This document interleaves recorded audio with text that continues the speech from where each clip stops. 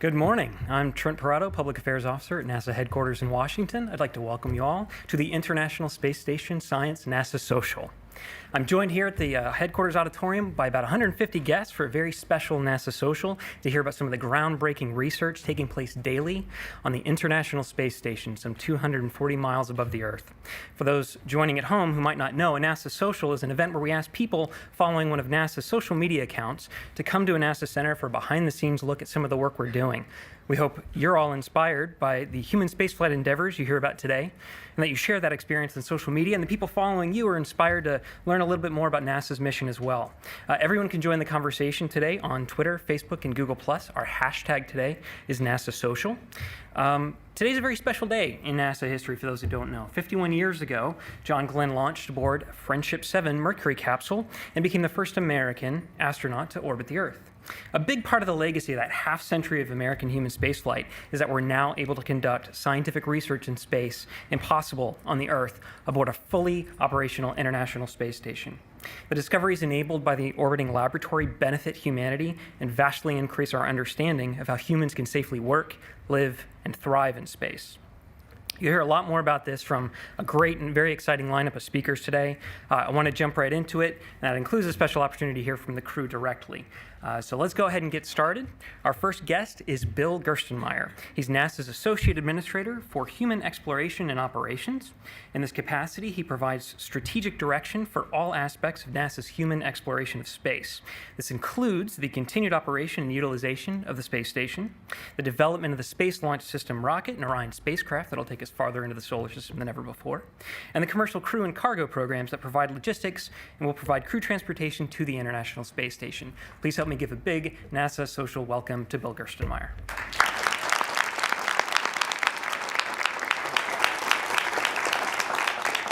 Thanks, Trent.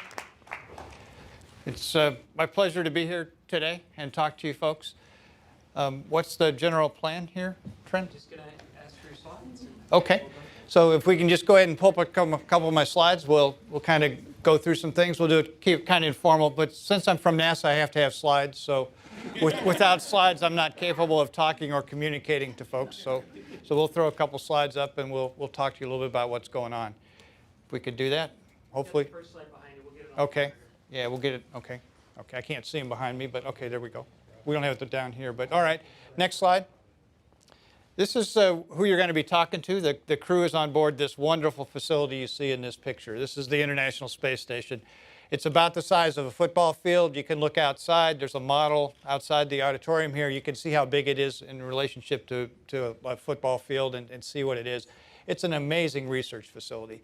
And if you look at it, you know, the crew lives in that little center section in the middle, and then all that other stuff on the outside, the solar arrays, the radiators, and all those things, that's the infrastructure that supports this wonderful research facility. So if you think about it, you know, when you live at home and you get power and you turn on water, there's a huge infrastructure that supports all those things in your home. It's kind of the same thing here. Our research facility is supported by those large solar arrays and radiators and things on the outside. You can also see that little arm sticking up in the middle. That was the Canadian arm that actually allowed us to assemble large pieces of this space station in orbit. So as you know, it took a bunch of flights, I think 30 or so shuttle flights, to actually assemble this wonderful facility in space. So what you're seeing here is an unbelievable international research facility. Next. You know, I think of space station as really the first step in exploration, and these are just two pictorials of what's coming next. This is the Orion capsule in the big picture there. You'll notice it now has the rectangular solar arrays. It used to have round solar arrays. When we made a deal recently with the European Space Agency, they're going to help manufacture that service module that sits behind the capsule itself. It provides the power and propulsion for the capsule.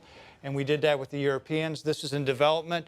We're going to fly this as a test flight in 2014 down at the Cape, and we have the crew modules actually down at the Cape right now undergoing outfitting, and they're putting it together, putting all the electronics, avionics, wiring, all the stuff is going inside the capsule for that test flight. It'll be uncrewed, but it'll fly in 2014, so that's pretty exciting. And then over on the left of that picture, you can kind of see the big rocket. That's the Heavy Lift Launch Vehicle. It'll be one of the largest rockets we had. It starts out at about 70 metric tons to low Earth orbit, and it grows to about 130 metric tons to low Earth orbit. We need a rocket that big to go to destinations as far as Mars. And if you look at what it takes kind of vehicle-wise, that station picture I showed you, that's 900,000 pounds in orbit.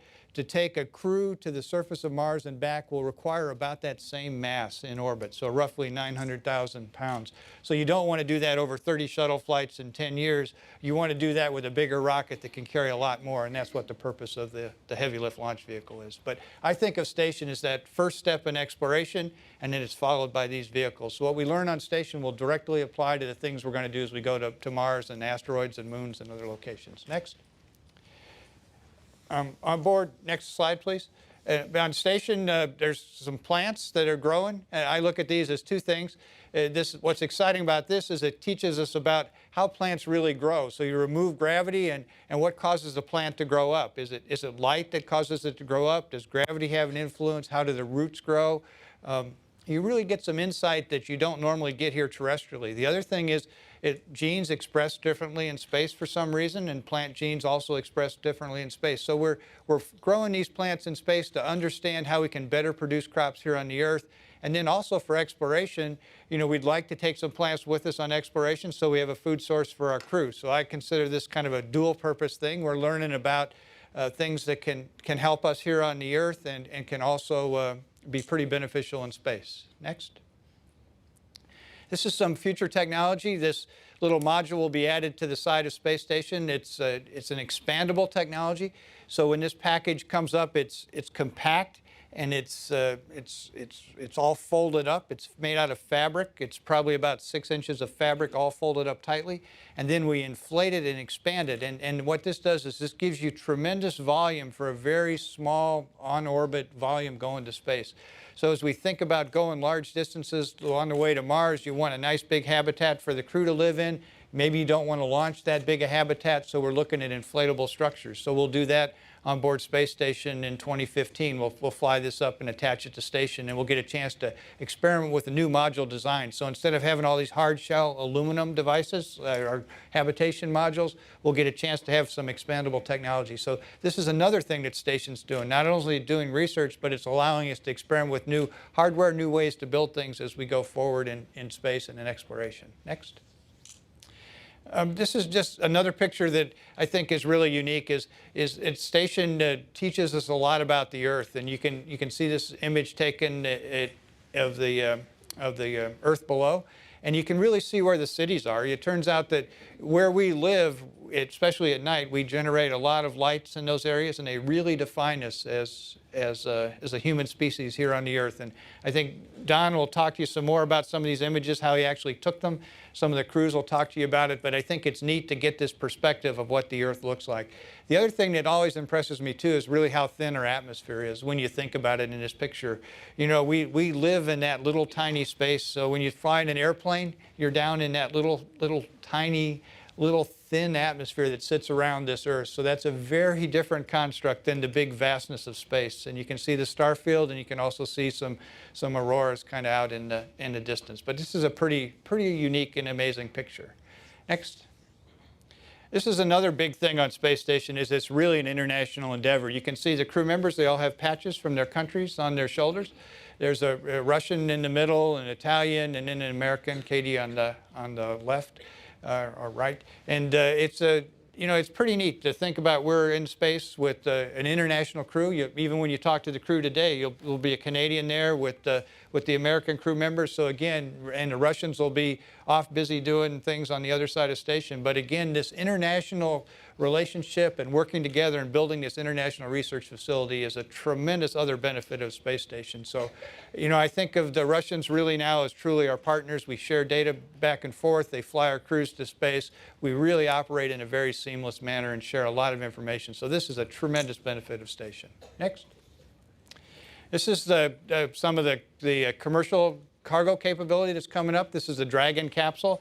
It's being captured by the arm. I think Don may have done this capture in this picture, so you can ask him about that, how it was to take the arm. I think he practiced for several days before. I happened to be in Houston and listened to him on air to ground. So, it's like a skater or an athlete. you see the big event and it looks really great when it occurs. You don't realize all that practice and all that homework that went the many days before. And Don was evidence to that. He'll tell you how much he practiced the day before along with the folks on the ground to make sure that when the big game day came, he was ready to go execute and grab the capsule in exactly the manner, and there would be no problems at all. And it worked out extremely well. This is getting ready to launch again next Friday, so this is pretty exciting to see these new commercial providers come online and bring us a new way to get cargo to space station. Next. This is another provider that's coming online. They're down at Wallops here in Virginia, pretty close to us. They have their rocket out on the launch pad. They're getting ready to do a hot fire test. They'll probably do the hot fire test this Friday or Saturday, and then the next week, as I said earlier, the Dragon capsule launches. So a pretty exciting time in cargo delivery. All these new vehicles are starting to launch to space. What's exciting is they have to fly more often than the shuttle did, so that allows us to get cargo and research back and forth from station a little faster than we did even with the shuttle. So there's some real advantages to these cargo providers. It'll be pretty exciting to see this thing launch from Wallops. I think if you're here in DC, I think if you get up on a rooftop somewhere and you look out to the east the right way, you may actually even be able to see the launch here from the Washington area. So that's something to write down. And maybe we'll see if this all works out, and then you get a chance to actually see a launch here from DC, which would be pretty special instead of going down to Florida. Next. Again, on the other side, this is the future for crew transportation. We're working on commercial crew transportation, buying services. These are the three contenders on I guess the left of your screen is the Boeing capsule. The center one is Sierra Nevada, a winged vehicle, and then the right is the Dragon capsule. So again, we're starting that work now. We're doing the development activities with them. We've issued some small contracts to begin work on this area, but it's pretty exciting to see these new commercial providers come online with a new enthusiasm to deliver our crews to station, and it'll be great to have them online. So then if there's a problem with the Soyuz and we need a backup, we have a U.S. capability. So it'll be really super when that happens and comes online. Next. This is one of my favorite pictures, and I'll give you a little context. This is the shuttle, obviously, which you see. This is the shuttle coming to dock at the space station. I think it was around STS-120. What's special to me is that the human crew, 6 crew members took a picture of 7 crew members in that little shuttle. And then down in the dark region to the left, that's flying over Chile. So there's also the Chilean population was taken in this picture. You can't quite see them there, but they're there.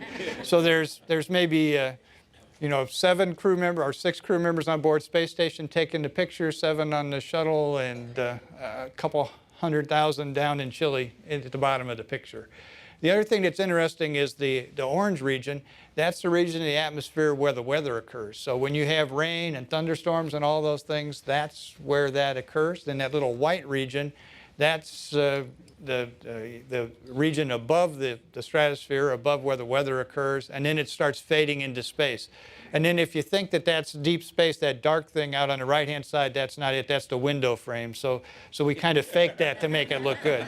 But it's a pretty neat image when you think about this. And I think about this, it makes me sad sometimes. I worked in the shuttle program a long time. The shuttle's not flying anymore. But then if you think back to those other pictures I just showed you, the future is commercial cargo, commercial crew, and then the capsule beyond low Earth orbit, pushing out into the universe, going well beyond low Earth orbit, back out to the moon distances, out to asteroids and Mars. It's a pretty exciting challenge. So we gave up a pretty special vehicle, but we gave that vehicle up with a pretty bright future. So our job in the agency is to make sure that that future occurs, and that's what we're working every day, is we're using the space station as that first step in exploration, and we're moving out and going to do great things in space. And then the last slide just gives you some web links and some things to go pull up some data. So that's all I wanted to talk to you about. So again, enjoy your time here. Thank you for all you do. You guys tweet in a unique way. You bring a unique aspect of our business. We sometimes get a little maybe down because I'm dealing with Congress and politicians and lawyers and other folks, but then to have folks that are enthusiastic, excited, want to know about science, can resonate with the cool stuff that's going on, then I get charged, and then I can go back over to the Hill. I can go talk to those lawyers and those staffers, and I'll give them heck. So I'm going to take your energy today, and when I go talk to Congress, it'll be your energy being delivered.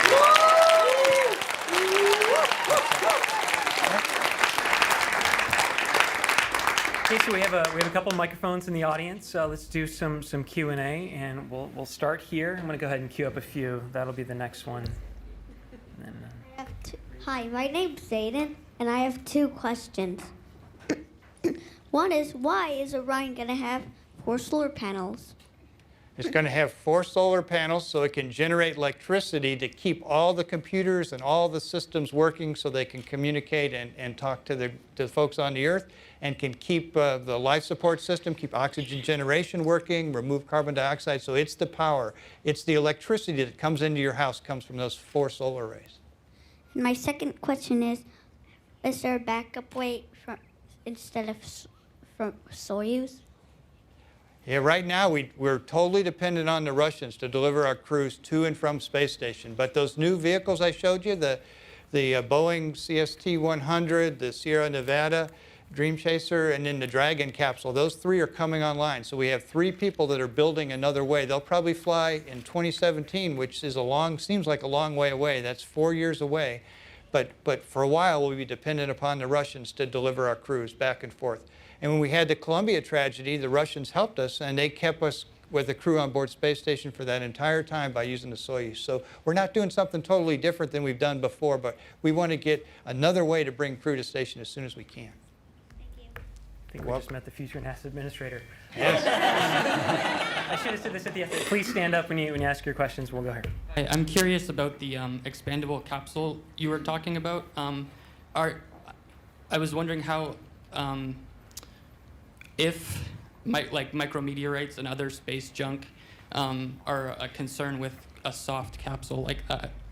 Yeah, and what we're really doing with space stations, we're going to get a chance to see how it really operates in space. It's pretty thick if you look at the material, and it's Kevlar. So it's very, very tough and durable. We don't think it'll have any micrometeoroid problems, but we'll actually get a chance to see how well it performs.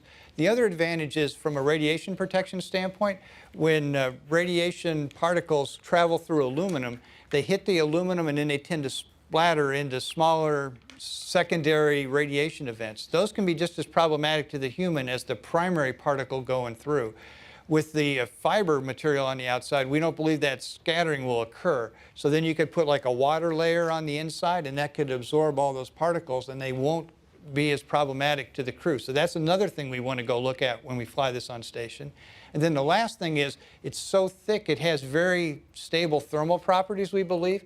So we won't see the big thermal fluctuations we do in a typical module, we believe. So again, we're going to fly it to station to make sure all this stuff works. So we'll get a chance to see how well it does with micrometeoroid debris. We'll see how it works with radiation, and we'll see how it works with thermal. And that'll be really important for us if we want to use one of these modules for exploration. So station is an unbelievably great test bed to test those exploration technologies as we move forward.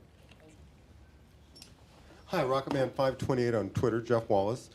Can you walk us through some of the upcoming important commercial crew milestones that might get us all excited? Okay. In terms of the milestones, I would say for cargo, again, the launch a week from this Friday out of the Cape with the second Dragon flight. That's pretty exciting. For the first time, we'll have cargo in the back. We call it the trunk of Dragon.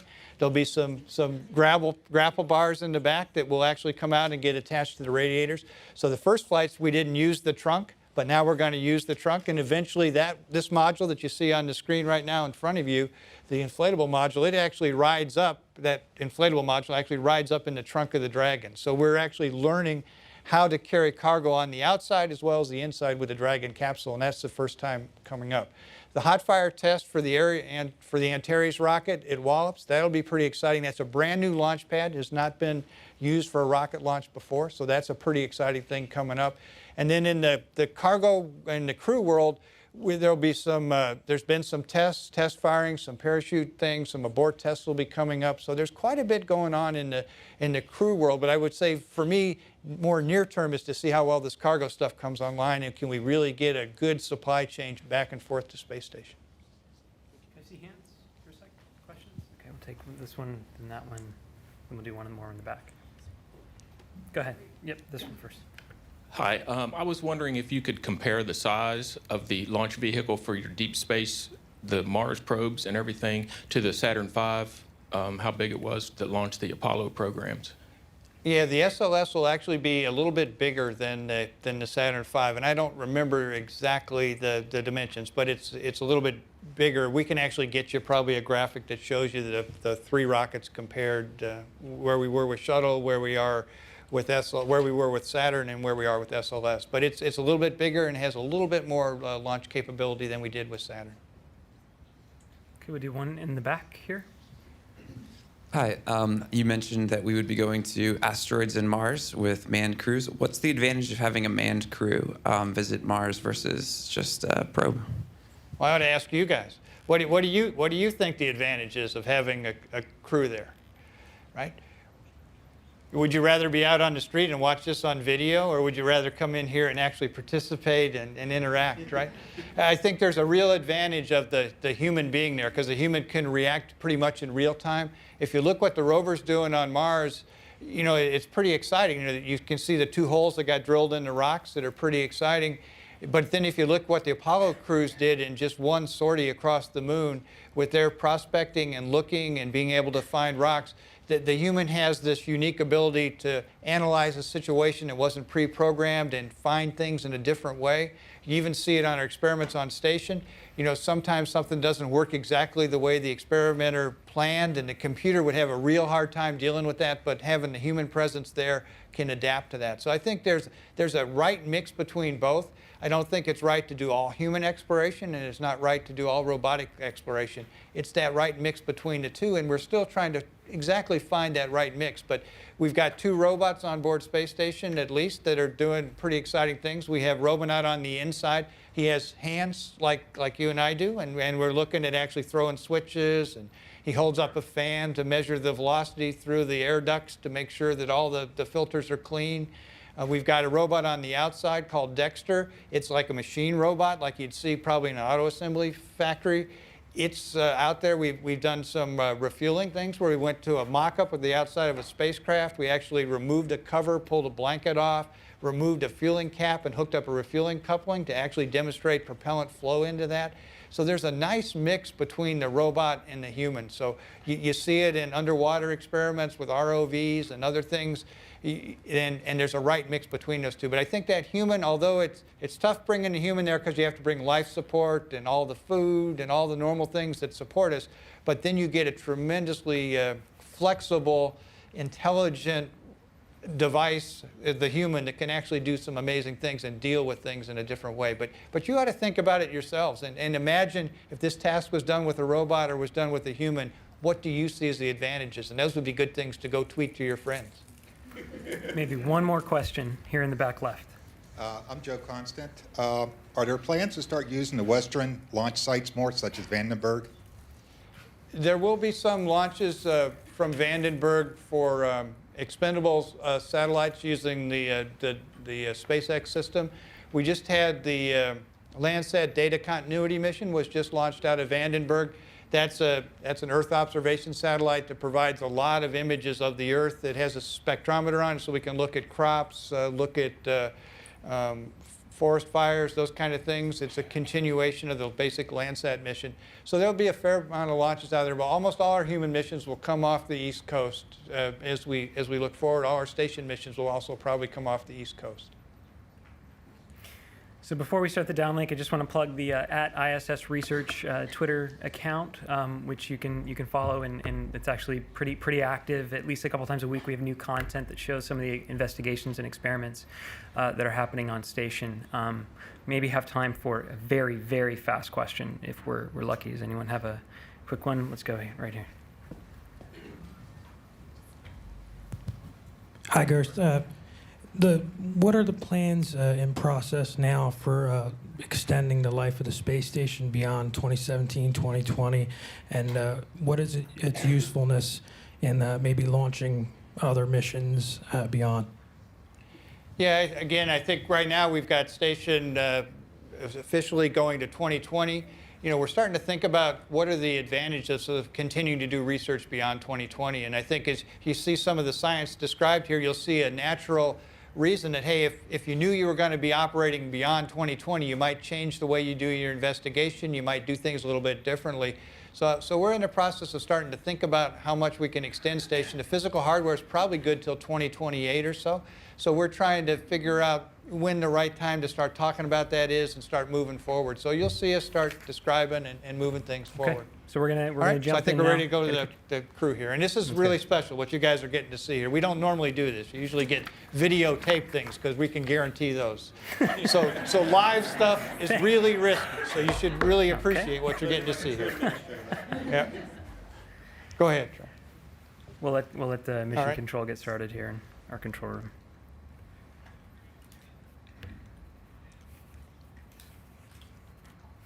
You guys getting audio?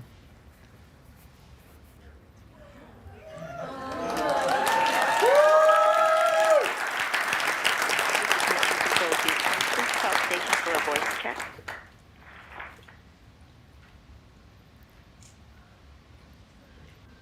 Let's see. Okay. All right.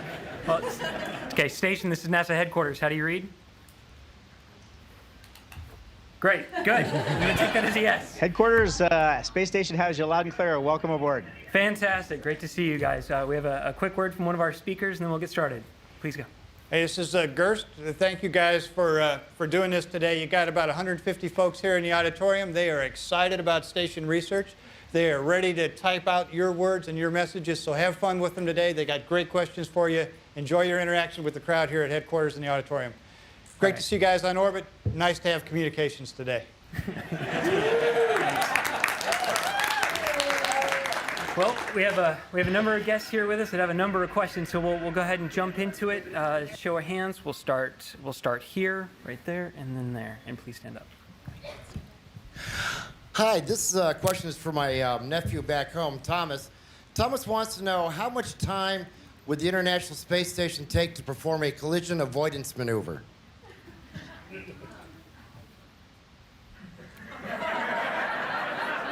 Well, you know, used to be that we really had to do a lot of tracking and get ready for these things, and we have this new plan on board where we have a pre-programmed collision avoidance maneuver. What collision avoidance maneuvers essentially do are change the orbital altitude so that we can get more separation between us and the object when it comes through our orbit. So it's just usually a reboost is what we're going to do, and we're down to being able to execute these things in about 6 hours or 7 hours now, with enough warning. So that's really a pretty quick response. There are pre-programmed plans on board to do it, and that's really a great degree of safety that we've added just in the last increment. So it's new, and we like that.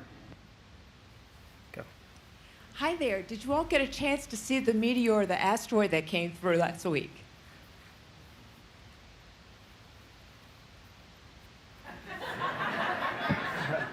We were pretty excited to read about that, just like everybody on Earth. And so we thought since we're a little bit closer, we'd try and see it. But we're not that much closer. I actually set up a camera in the window that was that our guys in Mission Control told us would be the one with the best view. But even they said it's going to be really faint. But I set up a camera on a time lapse, hoping that we could see the streak of the asteroid going by across the stars. But it was like less than a pixel. We just don't have enough magnification for the cameras on board. So we were looking, but we didn't see it from here. No, unfortunately. Hi. If a major climate event were ever to break out back on Earth, like a hurricane or a volcanic eruption, would NASA ever call on the astronauts to play a part in taking pictures or doing data collection?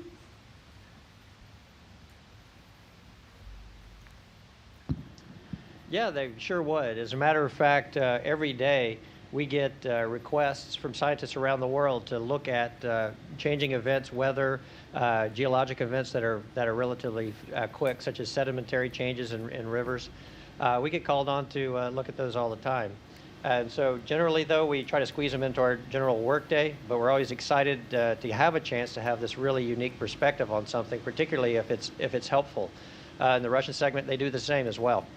They've been able to identify places where mudslides, landslides have occurred, and been able to identify even the sources of those. So that's a really good thing about having people up here to pick those things out. How much oxygen do you use in the space station daily?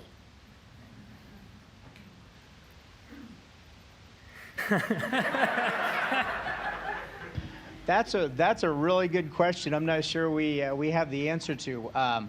We of course are using it up. A lot of us. There are 6 of us on board, so we use a fair amount every day, and we have specialists on the ground, our environmental control specialists, who keep track of how much we use, and we have oxygen generation systems on board too to replenish that. So kind of over the course of the day, they take care of it and keep replenishing it. And it's one of those things that, fortunately, as astronauts, we don't really have to worry about too much. We just wake up every morning and our oxygen is right at 21.1%, and our pressure right back here on the gauge is at about 740 millimeters of mercury, and we're good to go. So they have a great plan now. We use a little water to generate oxygen out of that, because H2O has the water has oxygen in it. We get our oxygen from that. And then we do have some reserve tanks on board if we need them. So that's a great question. I have some homework to do on that one. That's good. Okay, I just wanted to thank you guys for this amazing opportunity. Looking at ISS research, what is the most significant discovery you've made with experiments that you did not intend to discover?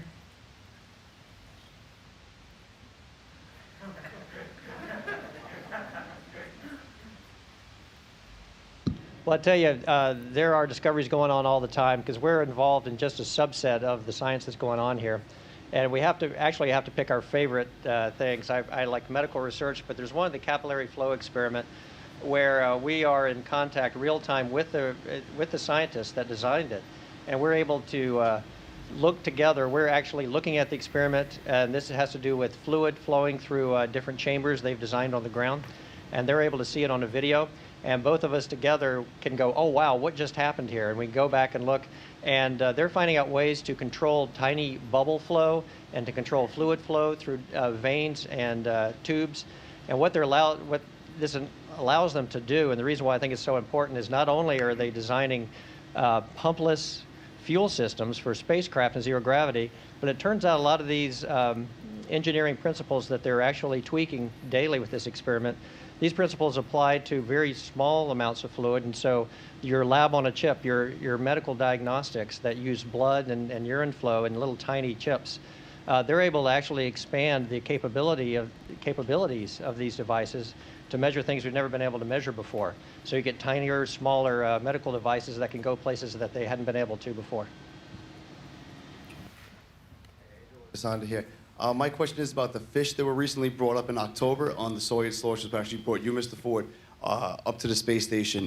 What is the status of those fish? Are all 32 still alive up there in their little aquarium? And what other animals does NASA plan to bring up to the space station or has brought up to the space station? And what do we learn from them?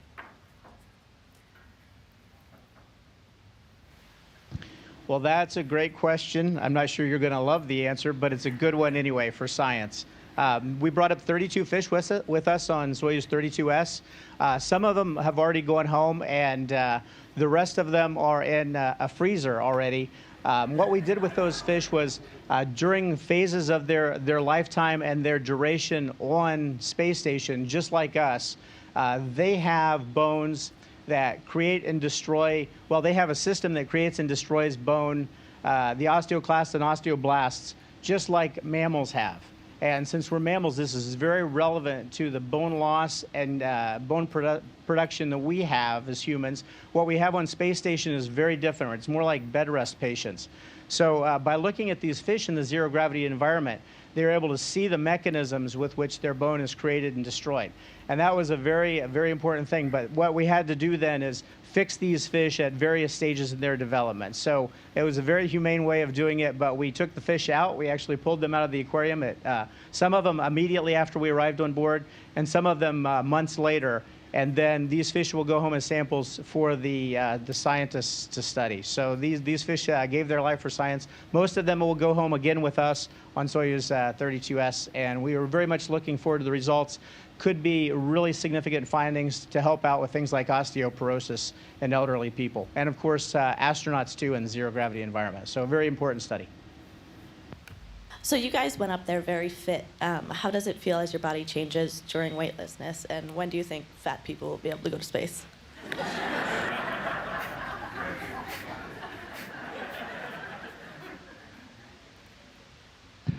it's all of us have been lucky enough to fly before this long duration flight. I think everyone would agree that the process by which our bodies adapt to weightlessness, you can feel it. And you can see how your body is changing. It's really rapid for the first week or two, almost day to day, as the fluid shifts, as your balance system changes and relates to how you see things, how coordinated you are in weightlessness. You're pretty clumsy when you get up here, but after a while, maybe sort of like a young ape swinging through the jungle, reaching out for vines, we get used to it, and you get pretty graceful in weightlessness as you adapt. But it definitely takes time. We also lose a little weight, but mostly it's just water, because there's no fluids pooling in the lower part of our body that our body's constantly pumping up to our head.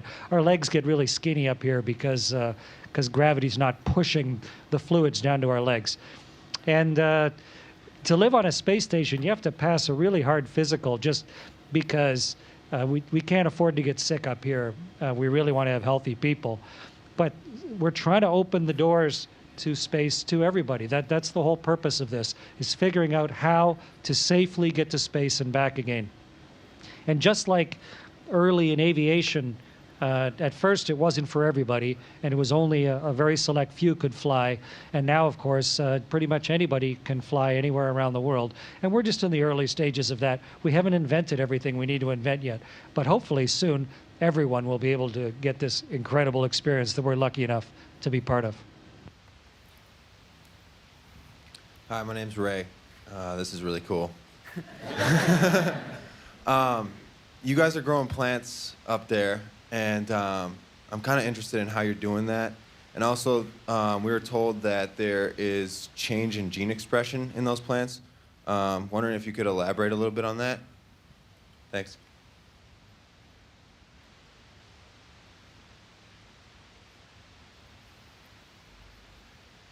For sure. We've grown plants up here in the Mir Space Station and here on the ISS. Not aware of one going on currently while we're on board. But while I'm not aware of the results of those plants have come back, and cuts from them have come back. And I'm not aware of the results of the gene expression on those. But some studies have shown that it's really fascinating. The plants have a way of extending their roots and doing it very well without gravity. So gravity does not seem to be a factor in that. Not only that, but you can see gene expression pretty quickly, just like in mammals. Just within even minutes with a new environment, you can start to see changes in gene expression. So, and how they do it, that's the fascinating thing. I wish I knew more about it, because it's quite an engineering problem to supply all the nutrients to the plants, get rid of all the waste products that you need to, and still have healthy, viable plants. We got a lot of smart people that are able to work that out. Hey guys, how are you out in space? It's nice here. How much time do you have off the clock, so to speak, to do personal experiments, draw, sketch, personal fulfilling things?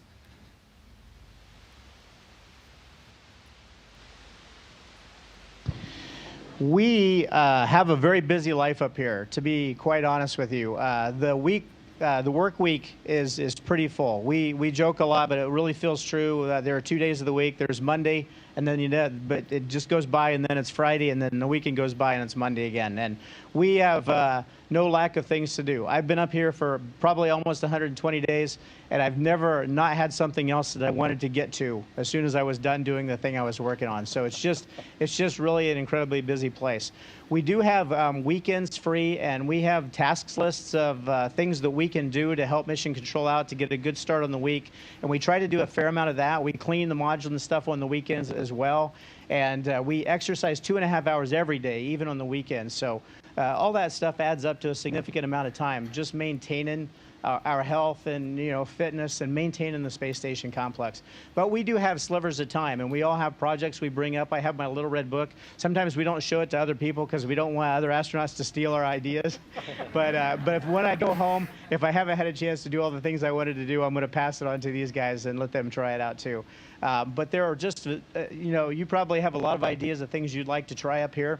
I'm an attitude dynamics guy. That's kind of what I studied as a grad student. And there are some things I want to do to demonstrate some things that I think you can only demonstrate in space. And I've already made a few tapes about some attitude dynamics and things just and sent to the ground as personal ones that I'll edit post-flight. And of course, there are things we just like trying to do as well. Sometimes on a Friday night, for example, when we don't have to worry about the next day usually, we'll get back in Node 1 at dinner time and we'll try things. We'll do water experiments and water bubbles and try to capture them or move them around and just try various things that we find interesting to us. So we do have some spare time to play in space, and we can thank Mr. Gerstenmaier for giving us those little slivers up here to enjoy the place too. And of course, we do a lot of photography out the windows. It is almost impossible to pull yourself away from the window. The cupola is just gorgeous. The Russians have some windows too that are very high quality windows to look out and take photos out. And every time you go to them, there's something there that just sucks you in. And once you just want to stay there at that window and not go away. And so that's what we do with our spare time. It's a little bit like being in a dreamland up here, frankly.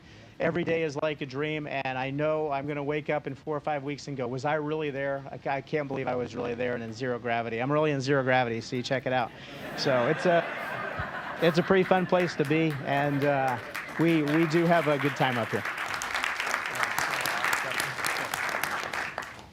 Hi, this is probably the coolest day of my life. I just wanted to know, you spoke about the window and all the pictures you've taken.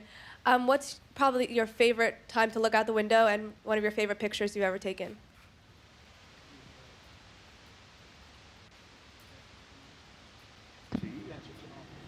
I don't think I have a favorite time to look out the window. I was at the window with Tom the other day, and it occurred to me my favorite time as a crew is when two of us are looking out the window, because it's as if the two of you are almost looking at a miracle together. It's just so brain-stoppingly beautiful to come out of this, what looks like kind of an austere hospital-like laboratory, and suddenly you poke your heads into this little room, and there's the whole world just pouring by underneath you, and it's been there the whole time. And we only get a little bit of time every day that we can go steal and spend time there. But to be able to share that is magnificent.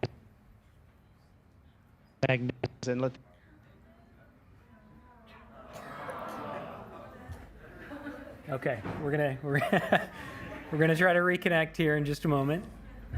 So I'll give it a sec. Okay, looks like we have it back. We hear you. Go, go, go. All right, let's go ahead and take last question. Okay, go ahead. How do you use math in space?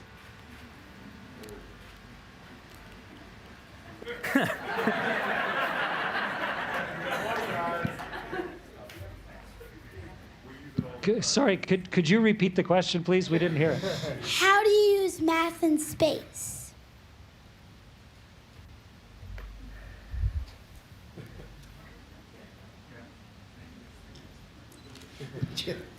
How do we use math in space? Gosh, we use it all the time. We use it for simple stuff.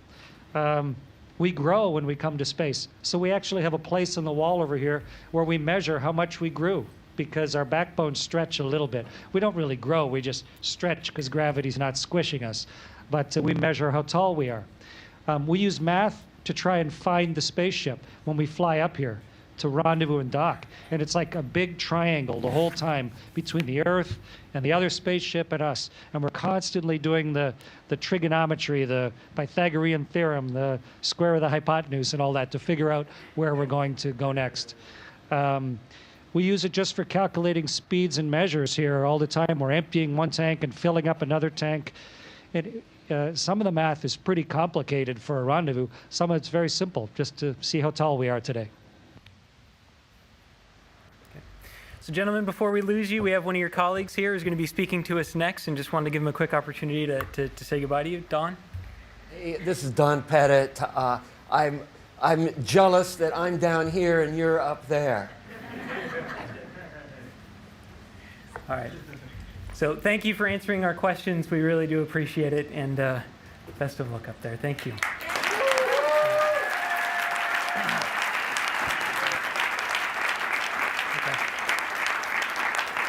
Well, thanks. It's great to hear Don's voice on the ground too. He left a legacy up here. A lot of his equipment he brought up here is still on the walls, and we just try to live up to Don's high standards and learn all we can up here. Nice working with you guys today. Have a great day. Thank you.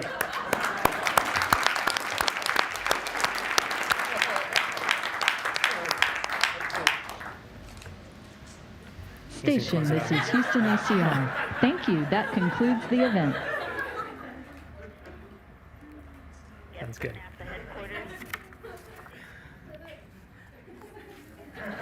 All right. Gonna go ahead and introduce Don while the guys have fun. All right, sounds good. So our next guest, astronaut Don Pettit, is a veteran of 3 space flights, having logged more than 370 days in space, over 13 hours of spacewalks. He was selected as an astronaut by NASA in 1996. He lived aboard the International Space Station for 5.5 months during Expedition 6, was a member of the STS-126 mission of the Space Shuttle Endeavour, and again lived aboard the station for 6.5 months as part of the Expedition 30 and 31 crew.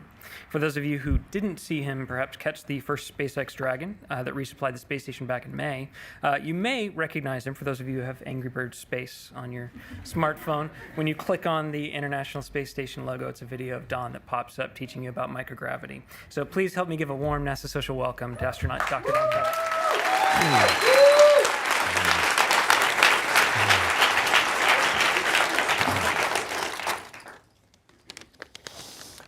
I've got some techno stories to tell you, although I'm told that I only have 5 minutes to actually talk and then question, so maybe not techno stories, but a techno story. So could I get the first slide? And it has to do with one of my favorite pastimes, and that's drinking coffee. Okay, next slide. There. Okay. So you can imagine if you have a glass, and like a coffee mug or something like that, it just doesn't work in a weightless environment. The coffee stays in the bottom, has a hemispherical concaved surface, and it just stays in the bottom of the cup. And you tip it up and it still stays there, it won't pour out. And then when you move the cup, the surface tension isn't strong enough to actually hold it in there, and it'll splash out and make a big mess. So not only can you not drink it, but you end up making a big mess. So the engineers at NASA have come up with a really cool way to have your coffee. It's called a drink bag. And this is Kona coffee, one of my favorites. If I had a straw and a way to inject water in it, I'd probably be drinking it in front of you right now. But there's a little bit of instant coffee in here. You squirt hot water into this thing, put in a little straw, and you can suck your coffee from a bag, just like all you kids do with those little juice boxes. And I'm not sure which came first, the juice box or the NASA drink beverage bag. But anyway, it's kind of a gauche way to drink your fluids, but it's a perfectly fine engineering way to get your beverages when you're in a weightless environment. And so here you see a picture where I've got a bag, a Kona coffee, just like this, and above me there is our beverage machine. I call it the galley. And it's basically a hot water, cold, or I should say room temperature water machine that can inject either room temperature water or hot water into one of these bags so that you can drink your bag of coffee. Now, when you leave Earth, you are leaving the zone of water. We talk about water shortages here on Earth, and really on the planet, there is no such thing as a shortage of water. There may be a shortage of potable water in certain locations. There may be a shortage of water you could use for irrigation in certain locations. But on a planetary scale, there is no shortage of water, and you don't really know the meaning of a desert until you leave the planet. And then you find out what it means to not have a bunch of water with you. And so human beings liking to drink their coffee, we need to have a source of water. So there's our galley machine, which squirts out all this nice, clean, potable water, either room temperature or cold, or room temperature or hot. But where does the water come from that runs that machine? Next slide, please. Well, it comes from some refrigerator, upright freezer chest kind of size pieces of equipment. And this is one of those pieces of equipment, a picture taken inside. And here you have all kinds of pumps and filters and things like that, which can help purify the water so that it's fit to drink. But where does the water come from that goes into this machine? Next slide, please. It comes from this machine. And this machine, it's a still. Now, it's not a moonshine still. We refer to it, even though in space there's moonshine, right? But it's not the kind of moonshine you're thinking of. It's real moonshine, and this is not just a still. We call it a distillation unit. And it's a lot like distillation on the ground, but distillation involves bubbles and vapor and liquids and separation, and it's all due to gravitational buoyancy forces. So in order to distill something in a weightless environment, you have to have rotating machinery, which creates an angular acceleration, which is a fancy way it makes its own gravity, and then vapor and liquid and droplets in gas and things like that can separate out, and you can run a distillation outfit in a weightless environment. And this is our machine for doing that. When it flew up, it actually came up on STS-126. We brought it up on our space shuttle. It was serial number 001. And it ran for a couple of days, and then it broke. And we actually flew it back down with us on STS-126. And then the NASA engineers sharpened their pencils. They figured out what the issue was. We flew it back up. And we've had some wiggles with this piece of equipment. It's a complicated piece of equipment. It's serial number 001. But we've got the bugs worked out. And this thing has been running for years now as a distillation outfit, making water that goes into the filter system, which then goes into our galley, which ends up making coffee for us in the morning. So where does the water come from that goes into this distillation outfit? Next slide, please. It comes, now you see, it takes technology for human beings to go into frontiers these days. Used to be, if you wanted to go to a frontier, you just walk west. If you had a horse, you could ride the horse, and you just figure out what to do when you went there. Nowadays, frontiers are bottom of the ocean, a high altitude flight or high altitude mountains, going into space, under the stage of a microscope, through the eyepiece of a telescope. These are the frontiers now that human beings can explore, and it takes equipment to go on these frontiers. And it takes equipment because we're going places that human beings were not meant to be. And the only way we can go there is to take pieces of equipment that provide us aid so that we can live there. And to make this equipment, it takes engineering, and you need to have a little bit of math to do the engineering. You need to have the science that goes behind all of that. So that way you can have all this equipment that will allow you to live in these frontiers, which is why I tell students that in order to do what I do for a living, you need to know math, you need to know science, you need to know engineering, because you have to take care of the machines that allows you to live in the environment that you're in, and this frontier happens to be space. So anyway, this menagerie of tubes and pumps and separators, this is in this piece of equipment, and it separates liquid from gas. So there's a fan there that sucks in a lot of air, there's liquid in the air, and this machine separates the liquid from the gas, and then it shoots the liquid into that distillation outfit that you saw. So where does the water come from that goes into this air-gas separator? Any ideas? Next slide, we'll see. Now this is not our galley, this is our toilet. And what I've been describing here is what we refer to as a regenerative life support system. Because remember, we're going off into this desert, not just a desert here on Earth, but the desert of space, where you can't even find water. So you got to take the water that you already got with you, and you got to figure out how to separate out the nasty stuff from the good stuff, and then you recycle the good stuff. And we call that our potable water. And you can see here, this is part of our zero-gravity space toilet. And that funnel thing, that bright yellow thing, collects the urine. Now, when I took this picture, I sent it down to my family, and I told my boys, this is a sunflower. And I got an email back, and they said, no, this is not a sunflower. It's a peony. So someone asked about plants in space. Well, this is a different kind of plant. So again, what I've showed here is our regenerative life support system, part of it, where we start off with urine, goes into air urine separator. The urine goes into this fractional distillation equipment. The bad stuff goes in one container. The good stuff goes in another direction, goes through a bunch of filters into the galley, and then you can make a bag of coffee with it.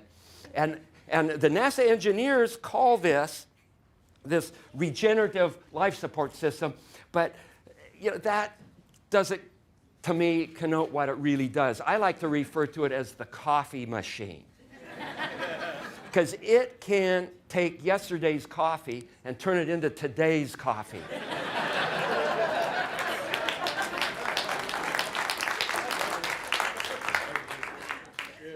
So with that, that was my 5-minute spiel that was probably more like 8 minutes. Sorry about the stories. I've got lots of techno stories to talk about. I only had time for one. Let's open it up for questions, and maybe the questions will let me go into another story or two. Yeah, Don, you want to call him? Yes, there's a fellow right there with his hand up. Ask me a question. Hi, my name's Aiden, and I have a question. What are they growing on the ISS right now? What are they growing on the ISS right now? Well, we have experiments where we grow things, and I think right now they're in between plant growth experiments. When I was there, I was growing some garden vegetables. I grew zucchinis and sunflowers and broccoli, and I actually started to write a little dialogue, a little blog called Diary of a Space Zucchini. And then one of my colleagues made a Twitter account for Space Zucchini. And the last time I checked, Space Zucchini had more followers than I did.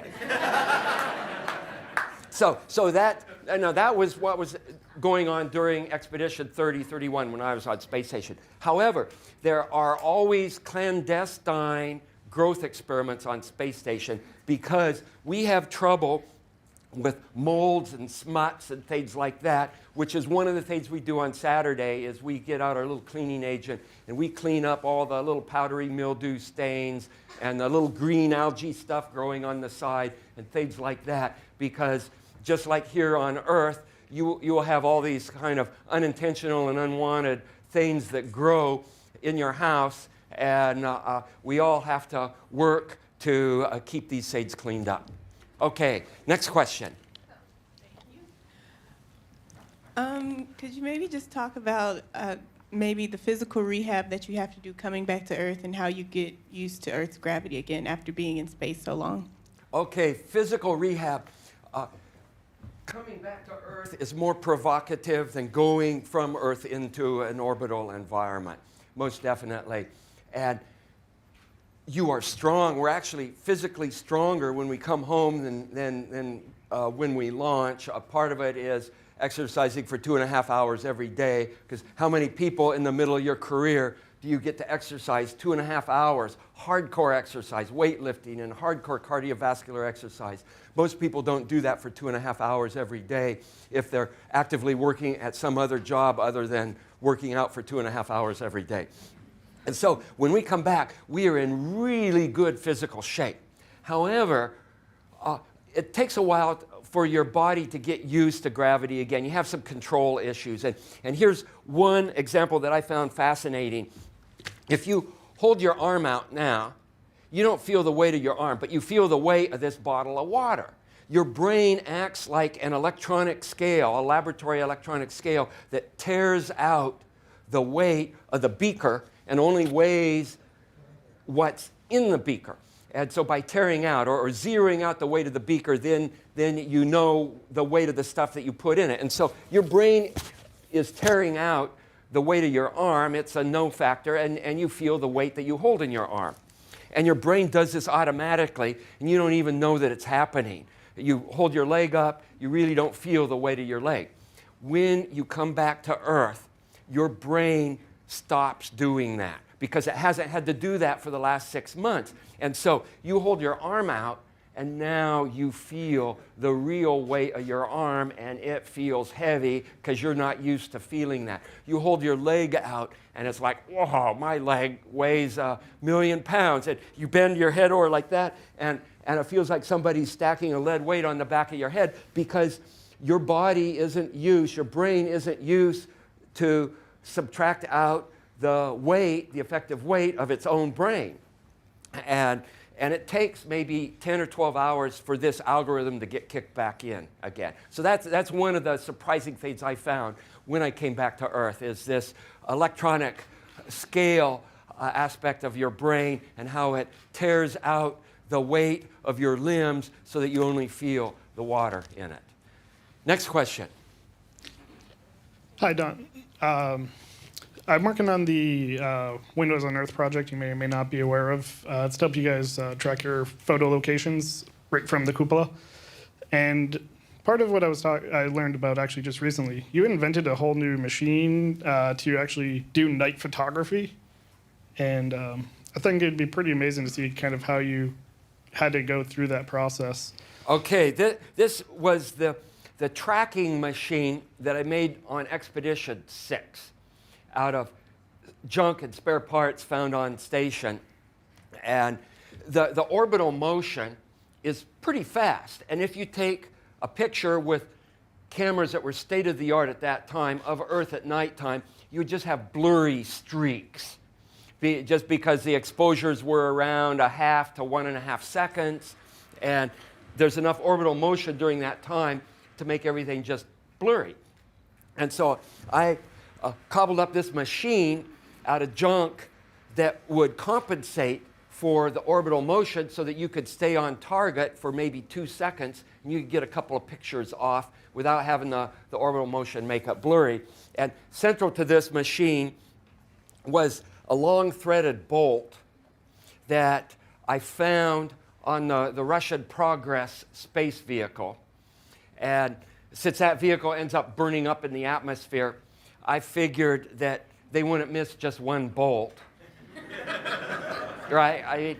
So I lifted this bolt from the Progress vehicle, nice bolt about yay long, and then I could turn that with one of our drill drivers, and it would push against the platform and precisely move the camera mechanism because of the threaded bolt pushing against the platform, so that way you could compensate for the orbital motion. It was all done manually.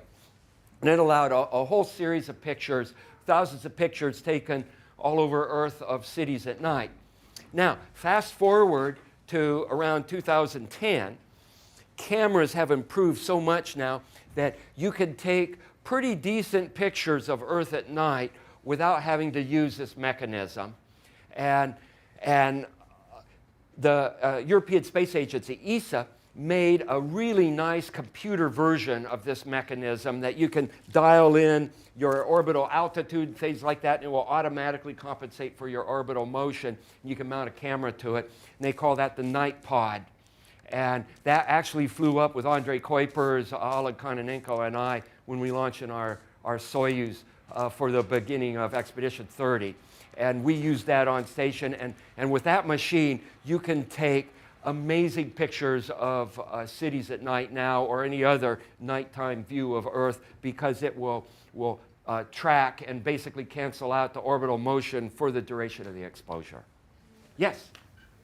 Hi. A lot of science is counterintuitive. And I was wondering if you recall anything where you had to kind of get your head around because it wasn't what you expected.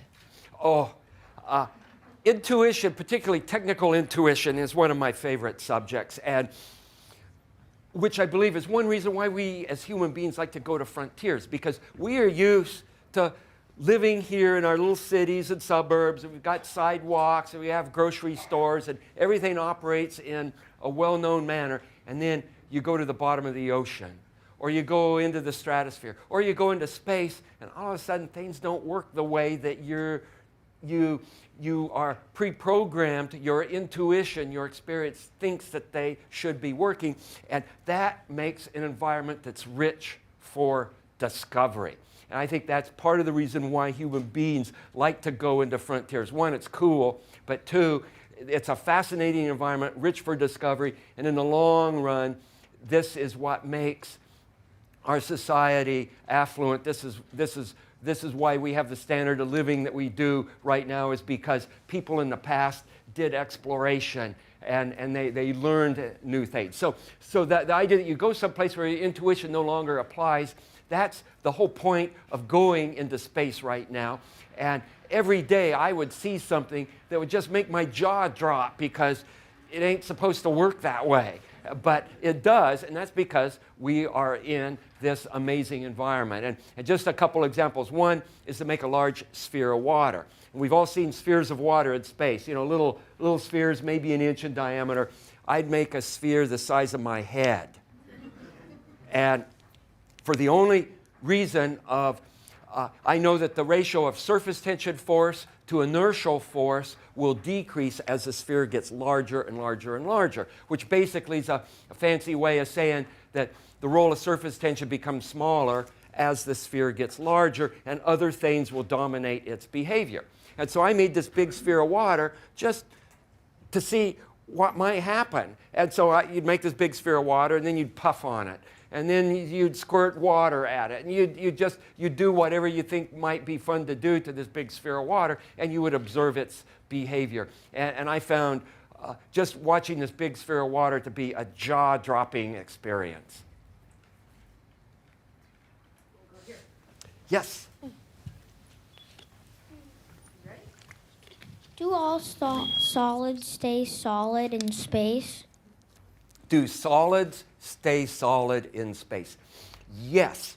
And the reason they do that is because of this big word that we have. It's called thermodynamics, which if you go into engineering, you'll probably have more classes in that than you would care to have. Thermodynamics is not known as to be one of the more exciting classes to sit in a college lecture. However, the stuff you learn in that class, you will use every day as an engineer. But anyway, getting back to solids. A solid, it's a material property, and unless you somehow transcend its melting point, either through temperature or pressure, it will stay a solid. So by virtue of going into a weightless environment, solids will still remain a solid unless you change its temperature beyond its melting point, or you increase the pressure, which will cause it to melt, which is why we can ice skate, because you have a layer of ice and you have ice skates. By getting on the ice skate, the blade of the ice skate is so narrow with your body weight, it increases the pressure right at the contact zone, and it melts the water. So when you're ice skating, you're really sliding on a little film of water. Next question. For one more question. Okay, I have a group of middle schoolers in the Bronx who would really like to know, what is your favorite science in microgravity? What is my favorite science? Well, that's kind of like asking what is your favorite movie or what is your favorite food. It kind of depends on your mood. Right now, one of the favorite things that I did on Expedition 30, and this is off-duty science of opportunity pastimes, and that was figuring out how to raise plants without having a formal science experiment out of it, without having a big incubator, terrarium with power and all this stuff, but just the equivalent of a potted plant in the corner of the room that you dribble a little water on every day, and the sole purpose is just so you have a little bit of greenery to look at, because we're human beings and we're living in this machine environment, and it's nice to have something other than your crewmates that are living examples of what it was like to be on Earth.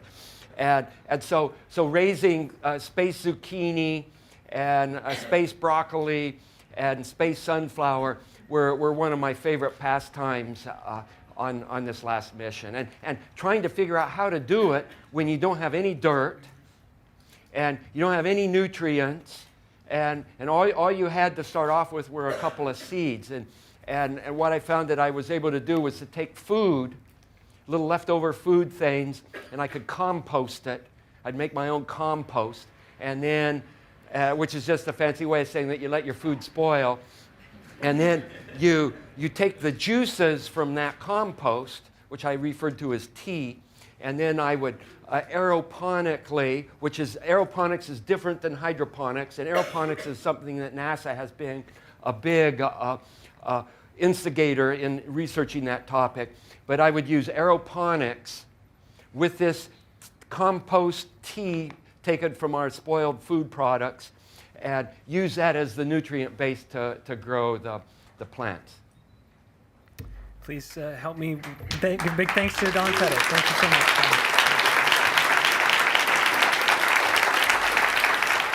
Appreciate it. Thank you. Okay, our next guest is going to help us better understand some of the really staggering number of parallel investigations happening on station at all times, and the benefits in particular that we get from that research. Dr. Tara Rutley is Associate International Space Station Program Scientist from NASA's Johnson Space Center in Houston. In this capacity, she represents all aspects of NASA science on the space station. This includes coordination of experiments with scientists and international partners and communicating information about the experiments and results to the public. She's also an aquanaut, for those that don't know, having served as an engineer on one of the NASA Extreme Environment Mission Operations crews, Nemo 6 to be exact, where she lived and conducted research in an underwater habitat as an analog for space exploration. Please help me welcome Dr. Tara Rutley.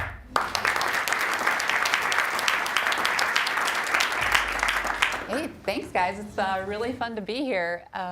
First things first, science is fun. And that's why I'm here, right? And that's why you're here. That's why we're all loving NASA. And so I guess we'll get started with the first slide. Let's see. So I hail from @ISS_research. That's my office, where we tweet in 140 characters or less the best science that happens on the station every day. So you should definitely keep up with us. If you're not, now you are. And I work in the Space Station Program Science Office out at Johnson Space Center. And it is our job to keep up with the science that's happening on station and communicate it to you guys. And so I'm here to talk today about some of the benefits that I think are going to resonate with you all, because I bet you, like any other American, are interested in what we're doing on station and why we do it and what we're getting out of it. So that's what I'm here to share with you today. So we'll go to the next slide, please. What kind of benefits come from research in space? Well, that's a loaded question. And the first thing we all have to remember is science takes time. It's a little bit of a different culture here at NASA when we're used to these shuttle launches with the fire and the attention with every launch as a major milestone. So now we have this orbiting laboratory on orbit. And it's a little bit, it has its peaks and valleys in terms of the really cool stuff that's going on. For me, I think it's cool all the time. But it's a laboratory unlike anything else on Earth. In fact, there is nothing like it even on Earth. There's nowhere that you would find any kind of laboratory that would share material sciences facilities with life sciences facilities, with plants and humans. And so the challenge in itself, being interdisciplinary, is the first challenge.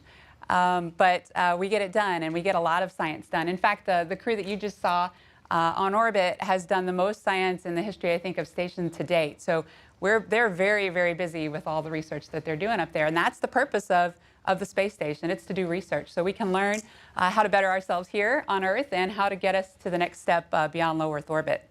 So the way that our brains can kind of get our minds around kind of categorizing some of the cool stuff that comes from the station research are in 3 categories we like to discuss. The first being advancement of scientific discoveries. We as human beings we have a thirst for knowledge. We like to advance the textbooks. We like to figure out where we come from, where we fit into the big picture. And there's a lot of discovery science that's happening on station. And I'll share some of those with you today too. There's a lot of Earth benefits that are coming from the work we're doing on station. Anywhere from advancements in telemedicine to the robotic surgery, brain surgery that you see in the image here. That was a derivative of the Canada arm. These are all things that we even talk about vaccine development. There are things that benefit you that come from the research that we do on station. And then lastly, we like to speak in terms of space exploration benefits. So some investigations that we do may be solely for the benefit of getting us to space and getting us further beyond low Earth orbit. And that's cool too. So we've got 3 major categories that we keep up with, and I'm going to share some of the results and benefits with you guys today. Next slide, please. So what are we doing on ISS today? The first thing I want to share with you is the staggering number of investigations that are happening in a 6-month period. So when you see investigation 33, 34, that spans about 6 months. That's the increment, and that's what these guys here on orbit, we're in increment 34 right now, or expedition 34. I had no idea when I came to work for the space station program 4 years ago that we were doing this many investigations. In fact, we weren't. We've ramped up in the last 4 years, but at any one given 6-month period, this crew is doing about 165 different investigations. And it doesn't mean that they're all doing them hands-on. Some of these are automated. Some of these are controlled from the ground. Some of these just kind of run in the background. But at any rate, they represent, that crew up there of 6, represent about 400 scientists on the ground. So it's a staggering amount of data that's coming back supporting scientists around the world. And we do investigations across all disciplines that you can think of, anything that would be affected by gravity or that you need Earth or space components to see can be done on station. And we also have, not only is it multidisciplinary, but we do it for we have different goals, right? So you probably heard of the National Lab component, which allows anyone other than NASA to have access to the space station as the unique platform that it is to drive the science that's happening. And the real goal of the National Laboratory effort is purposefully Earth benefits. And so now anything we do here at NASA, most of the funding is for human exploration. We'll get Earth benefits from that too, but the primary goal is to drive exploration. And so in terms of Earth benefits, there's a whole lot being done in bio and biotech that spreads across both Earth and space exploration. There's a whole lot of human research being done in the exploration realm because, let's face it, you've heard a little bit today and you'll hear from Marshall Porterfield next.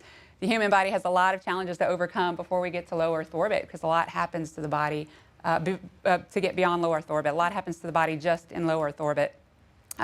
We do a lot of physical sciences. We do a lot of tech demos, tech demonstrations, as you heard from Mr. Gerstenmaier, Robonaut, the Bigelow device or module that's going up, human robotic interactions controlling from the ground, communication delay scenarios, advanced ECLSS systems. All those you want to send up to space station to use that space station as the technology test bed that's going to drive us to go to the next step.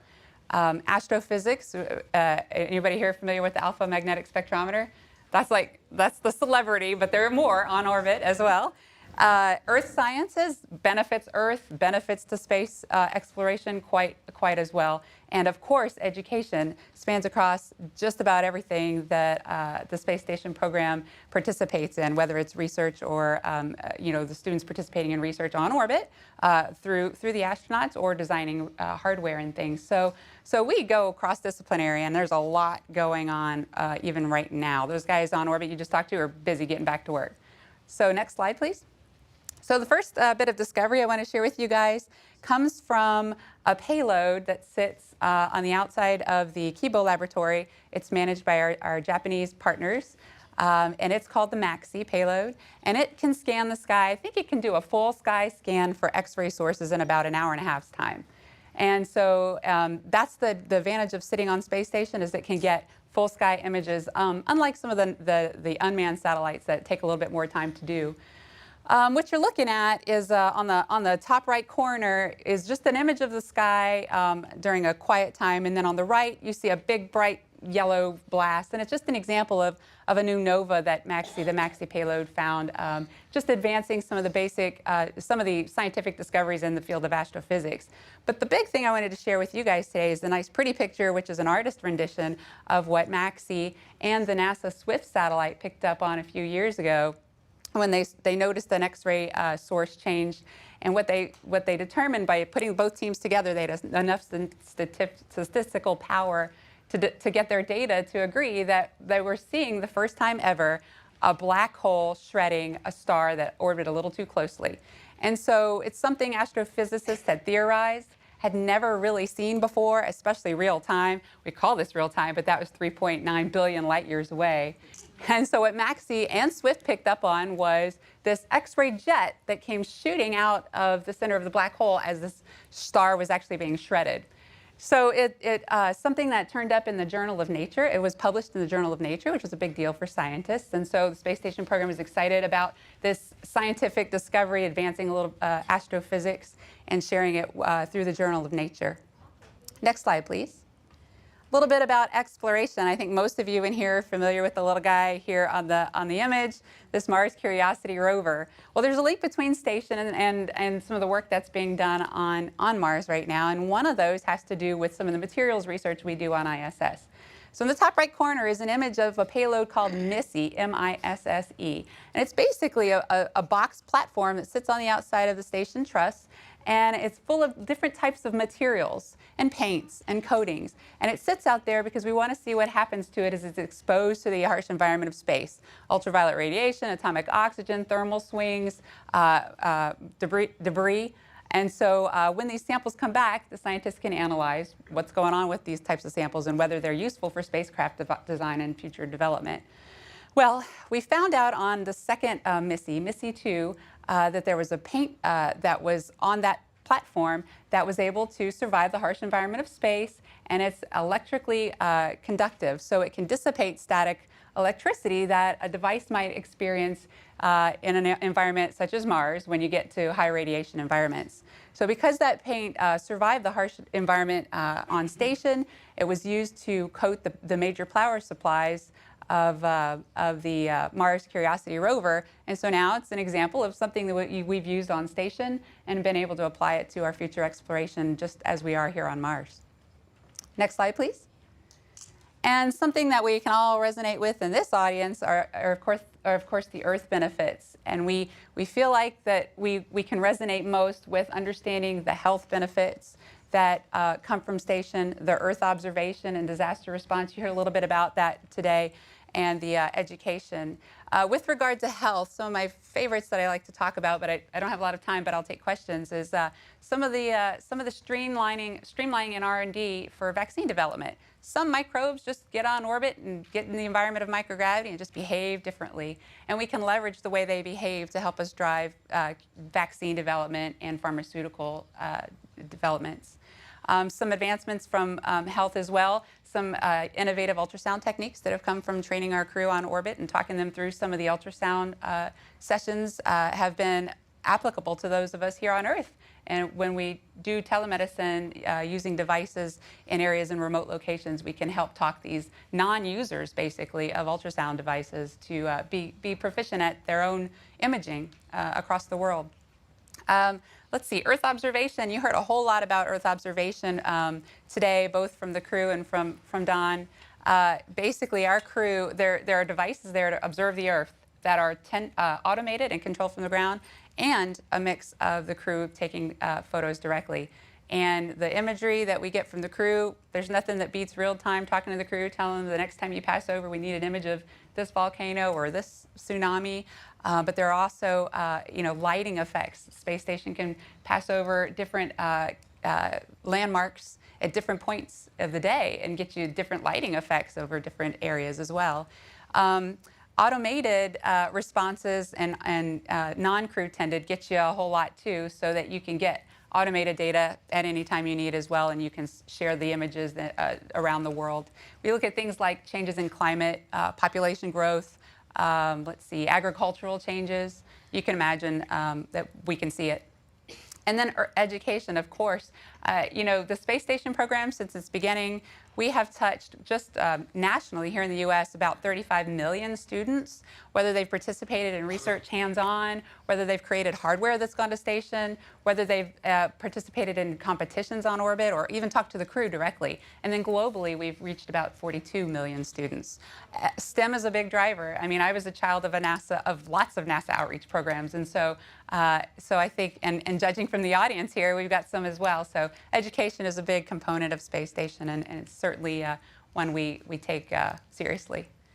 And I think one last chart I want to share is one that you all will be very interested in, is all the digital ways that you can find us, right? This crowd can pull it up right now.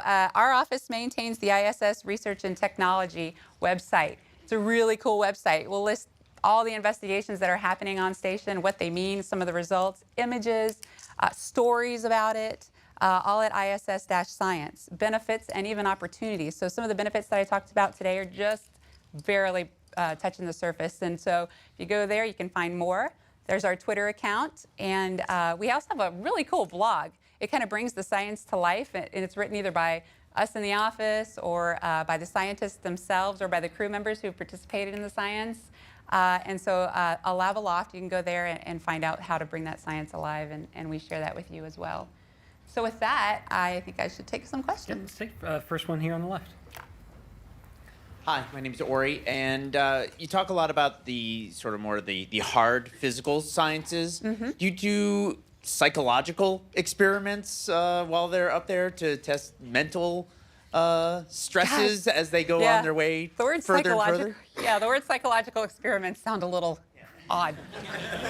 But they do. The crew participates in writing up journals. There are investigations that study cognitive function and things like effects of sleep loss on work and on fatigue and work. So there's a number of them, and they're all some of them are retrospective, some of them are active right now, but there's a whole lot going on with that. And of course, as you all know, the crew is very much rigorously psychologically evaluated before going on orbit, so they can kind of tease out some of the issues that they might experience in the closed environment on orbit. Yep. My name is Lucy Williams, and in the context of using the ISS as a technology testbed, I was curious as to any 3D printing in space experiments that are happening. Yeah, we are evaluating that. Also related to basically the inflatable module mentioned before and cargo supply ships. Yeah, that's a really good question. We are looking at a 3D printer proposal. I think right now, we're in the early stages of identifying one and getting it ready for flight, right? So 3D printing would be really cool to have on orbit. That'd be exciting. Yes. Hi. I was wondering if you could tell us a little bit more about the NASA NEMO expeditions and how training underwater and here on Earth can help prepare astronauts for work on the ISS. Yeah, good question. It's NEMO. It's an underwater analog that it simulates a closed environment or extreme environment, something similar to what you might experience on orbit. I did NEMO 6. That was back in, I think, 2004. I was an aquanaut, so I was an engineer at the time, along with 3 astronauts. So I was the only non-astronaut. And our goal was we took up a bunch of different engineering evaluations that we wanted to put in an environment that we started from beginning to end, from design to end user testing. For 10 days, we lived underwater in a habitat 65 feet deep. And what it does for the crew is it trains them on crew interaction, what to expect, how to interact as a team, especially against challenges in an extreme environment where 65 feet deep over 10 days, you just can't come home. It's just like something similar to station. So there's a decompression profile and things. So for the crew, it's excellent crew training. For the scientists and the engineers, what I was, it's a great test bed to design something and spend time with the crew testing it out and finding out what works and what doesn't work on the hardware. And I tell you, as a young engineer, I left that mission never the same. It really taught me, wow, when I design something and I'm the end user and I'm experiencing it with the end user, Yeah, it made me really think about my designs and the way even down to the drawing. So it had a great impact on me early on in my career. And I think we're up to NEMO 13. I think they completed NEMO 13. And the missions have progressed from when I was part of it to more exploration. And they've done some really cool stuff. So if you're interested in that, I think it's NEEMO. If you Google that, you'll find all the relative stuff to NEMO. All right. Hi, I'm Sharif Jackson, and I'm really curious as to how much time is spent on the safety and the quality control side versus like the actual application of the hardware and software. It's a really good question. So my background is engineering and science. So I spent about 8 years in engineering before I came to the science world, and that was my life. Ensuring that every piece of hardware that we built was quality controlled and safely managed and produced and delivered to station. And it's, you know, what you see, you may see a piece of hardware this big, there will be a room full of binders, you know, associated with documenting every single step you took to develop that hardware. They're at the very high level, there are safety teams that start very high and it trickles all through the culture, all the way down to the hardware development. And you know, sometimes the engineers and the safety folks, they don't see eye to eye, and that's okay. It drives out lots more questions and lots more answers. And so safety was the biggest part of my challenges in engineering, and for a good reason. You know, right? It's a very delicate laboratory that we have up there, and it's the culture of NASA all across the board to be safe. On your back left. Hi, this is on behalf of one of my students in Flower Mound, Texas. What is one of the more surprising or unexpected results you've gotten from an experiment on this ISS? Good question. Is it okay that if I say that one of the coolest things I saw has come from a student-designed experiment? Really? You know, there's the serious stuff as well, but one of the coolest things I saw, you guys, if you've ever taken like a balloon and you've charged it up and you put it next to that stream of running water, and you can, you know, the polarity, you can cause that water to bend towards the balloon on Earth. Well, a student group tried that in space, and you know, the astronauts charged up a piece of tube, let a water droplet go to the tube, and to see what would happen. And what actually started happening was the drop started orbiting the tube rather than going to it or away. It just stayed in an orbit. And you know, we kind of were like, we all saw that. We thought that was so cool. And then we, you know, spread around NASA, and you know, management thought that was cool. And so I thought it was a really cool thing to see that water droplet orbit. And so if you haven't tried it at home, you should try it. You won't get it to orbit. But. Show of hands, just make sure. All right, so Lauren will take that, and then, yep, these two gentlemen. I don't want to focus on the negative. I'm sorry. I don't want to focus on the negative, but I do want to call on your engineering expertise. What does deorbiting the ISS look like in terms of dismantling and getting it safely out of orbit? I'm sure a lot of thought's been put into that already. Oh yeah, that's a good question for Mr. Gerstenmaier. I don't even want to think about the station coming down. Are you kidding me? I know there are teams that are working that. You know, there's a whole process by which that has to happen. It's all controlled and safe, right?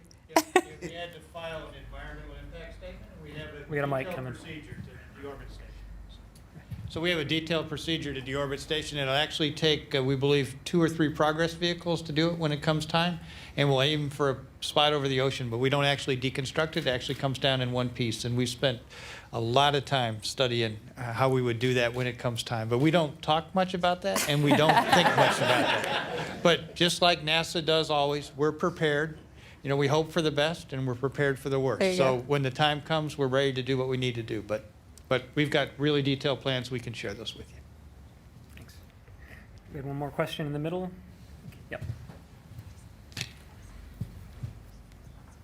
I just had a curiosity of a question. How close is NASA working with the private sector on doing research in space? I mean, are y'all developing stuff together? Yeah, it's a really good question. The development of privatized research and investigations actually goes through the National Lab component, and that is managed by CASIS. It's a nonprofit organization, which is the way you manage national labs, by the way, on Earth. So CASIS is the Center for Advancement in Science and Space, and they are their goal and what they do every day is to work with private industry to build research portfolios that benefit the industry and those of us here on Earth through use of space station.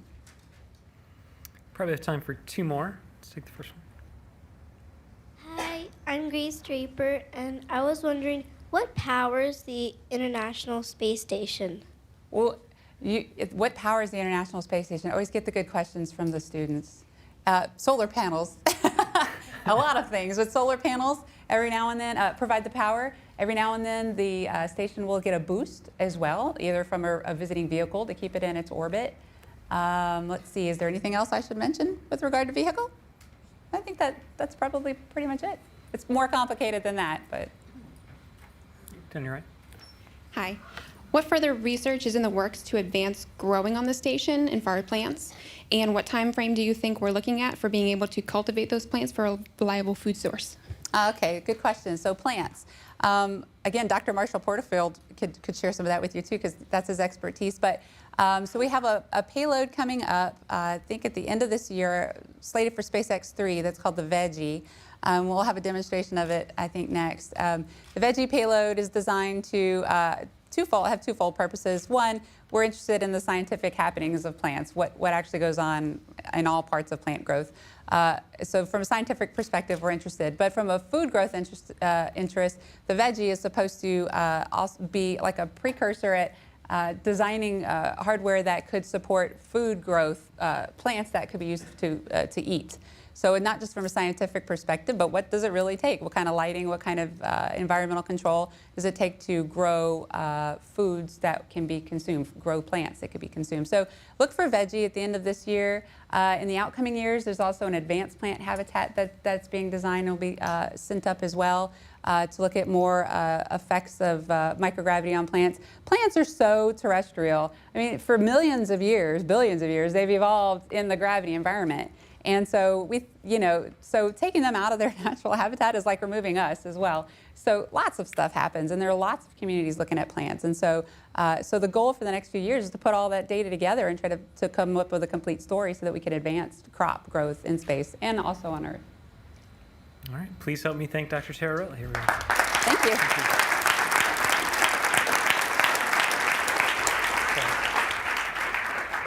A perfect segue, actually, as we wheel out this experiment. Our final guest today is Dr. Marshall Porterfield. He is the Division Director of NASA's Space Life and Physical Sciences Research and Applications Division. In this capacity, he oversees and manages fundamental space biology, physical sciences, and all human research within NASA while providing oversight to the International Space Station National Lab. The projects and long-duration experiments in microgravity managed by his division are designed to ensure the health of former, current, and future flight crews. They allow continuous and interactive research similar to Earth-based laboratories while enabling scientists to pursue innovations and discoveries not currently achievable by other means. And I saw this in his office the other day, and I said, please, I promise we won't break it. Can we get this down in the auditorium? And he said, no problem. So thank him, and please help me welcome Dr. Marshall Porterfield.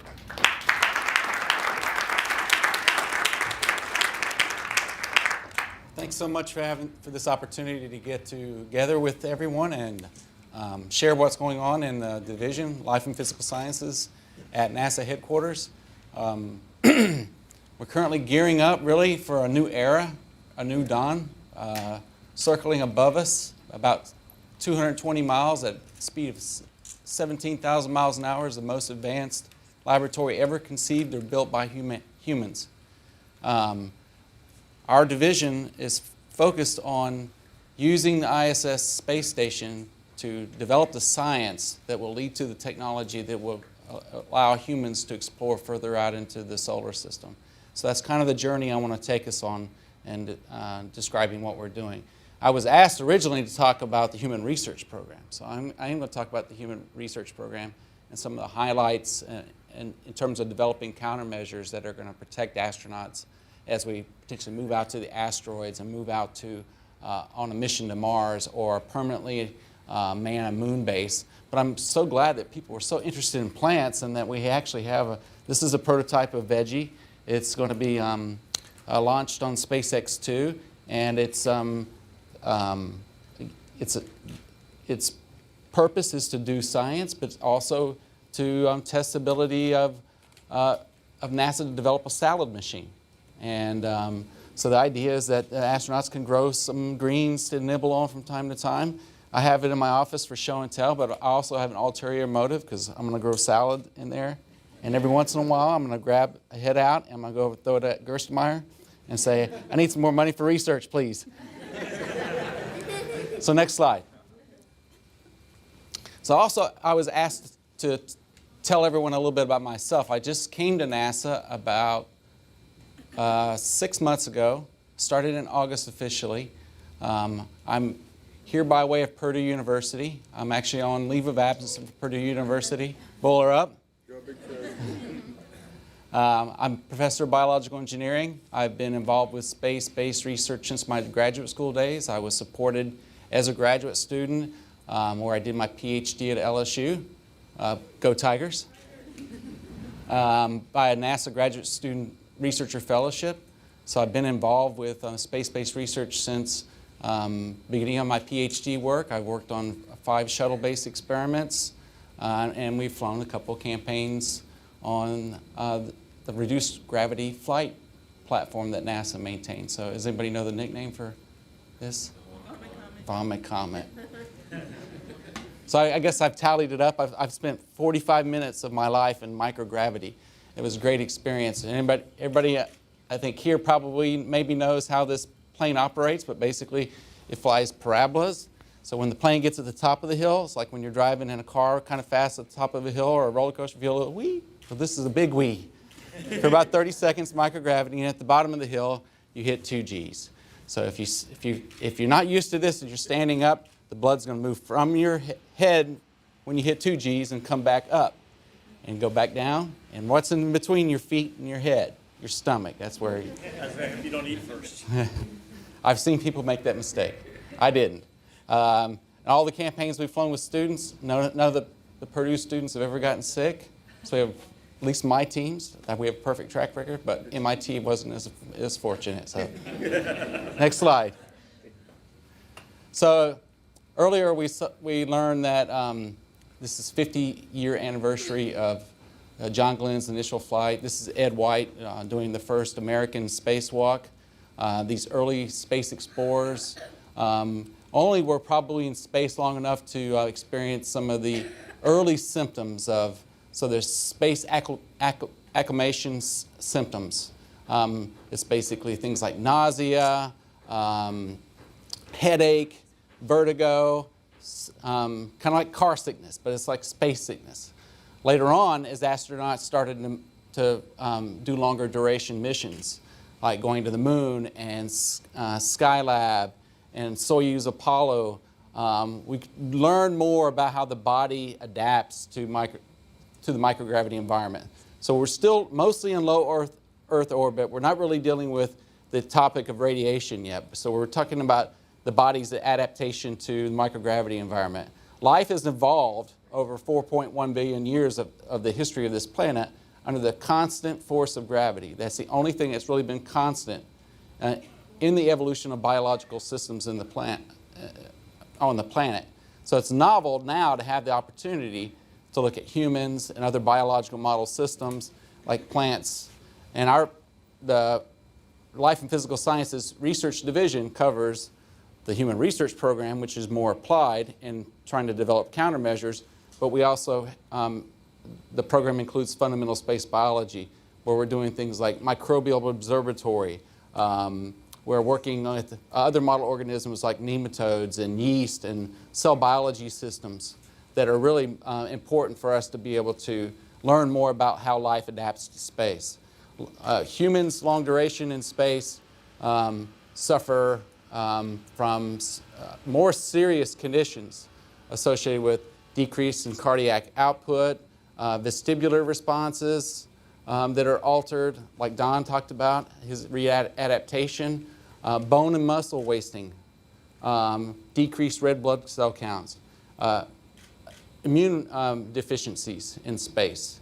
But out of all of those, the 2 most serious are probably bone and muscle wasting, which is why the astronauts exercise so much. And I'm going to review the capabilities on the ISS in order to support astronaut health and essentially try to solve that problem. So astronauts can, I think there are cases of astronauts losing 15 to 30% of their bone mass on some of the early International Space Station expeditions over 6 months.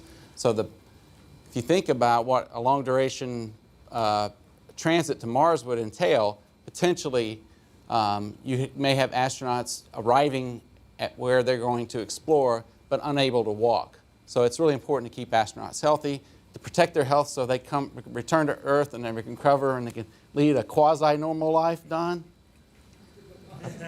Approximately. Next slide. This is a picture of Sergei Krikalev. Sorry, I'm not really good at pronouncing Russian. He's doing some work, some exercises on the bicycle ergometer. This system is also interfaced with the Human Research Facility. There's Human Research Facility 1 and Human Research Facility 2. That includes all kinds of biomedical equipment for monitoring crew health, but also for doing human research and doing biomedical research. There have been bicycle ergometers even back on the Skylab days. So this is a really important capability for maintaining crew health and also for documenting changes in terms of biomedical research. Next slide. This is Sunita Williams. This is one of the early resistive exercise systems that was developed and flown on International Space Station. It's called the IRAD, the Interim Resistive Exercise Device. Interim because they were always planning on building a better one, which I'll show you pictures of later on. You can see the kind of the straps and pulleys and the shoulder harness. This device allows you to do things like squats and curls and pull-ups and general resistive exercises like that. Next slide. And this is Dan Burbank. This is the ARAD. It's a more advanced piece of equipment. And what it does is it uses pistons and vacuum tubes in conjunction with flywheels to provide more inertial feedback. So as the astronauts are actually doing exercise, it has more of the real feel of moving weights in a 1G environment. And a really important study was published this year by some of the Human Research Program investigators from a university that were funded by NASA, and they found that a combination of using some bisphosphate drugs and the ARAD device allowed them to really do a good job of protecting the astronauts from bone health, to the point where we're fairly confident that we might be very close to solving that, closing the gap on that risk to astronaut health. And as Don mentioned before, the astronauts, it's a lot of hard work to get that protection, because they get to work out 2 hours a day over a long period of time. So they usually come back healthier than when they went up. Next slide. Here's Sunita Williams on the early version of the treadmill. The new version, the Colbert, is operational now. And you didn't fail to mention that the urine recycler, they gave Jon Stewart the option of having that named after him. I think it was a space toilet, environmental water recycling thingy, or I think that's what it. He declined though, so. So this is Sunita's a big fan. I'm a big fan of hers, I have to say, because she's the first person to run a triathlon in space. As you can imagine, she synced it up. She officially registered for the triathlon, started at the start of the race, but they had to figure out something extra for the swimming. So she actually did ARAD exercises to simulate the swimming. She did the running on the treadmill, and she did the ergometer. Did I think, an Olympics length triathlon. So this is a picture of the treadmill vibration isolation unit. And now the Colbert is equipped with, this unit required power because it has gyroscopes and active vibration dampening, and the Colbert, it's more passive, so it saves power in the station. Next slide. And again, there's a tremendous amount of biomedical research that goes on in terms of monitoring cardiovascular output. There are many other biomedical problems that astronauts face in low Earth orbit we still need to continue to do research in. And as we continue to move out into the solar system and potentially explore the moon and Mars, we are going to have to deal with the radiation problem. We already are doing a lot of research in that area in terms of collaboration with Brookhaven National Labs and DOE. NASA and DOE do a lot of work together. We're working with biomedical model systems. Obviously, we're now exposing humans to radiation. So that's really the next main risk that we're going to have to deal with. An alternative way to deal with the risk is have people out there at shorter times. Right? So if you have faster rockets, you have a shorter transit time, the radiation exposure is less. Some of the data coming back from the Mars rover recently that was published suggested that you do get a minimal amount of shielding from the atmosphere, the weak atmosphere of Mars, so that changes some of the calculations of timelines and transits for conducting human research. So one last slide. Another big highlight, actually I have two more slides. Another big highlight is the announcement of the one-year mission. Scott Kelly and Mikhail Konietzko are going to be doing basically double duty on the space station, one-year missions. And this again is to try to learn more about how the human body adapts to microgravity.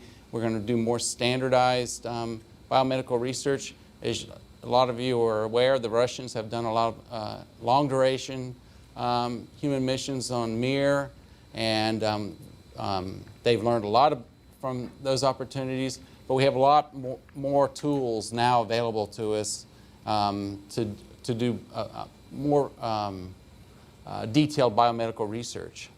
So that is really one of the key objectives in terms of the ISS, in terms of utilization, is try to figure out how we get more out of it scientifically. Because we do have a grand challenge to potentially go to Mars. So next slide.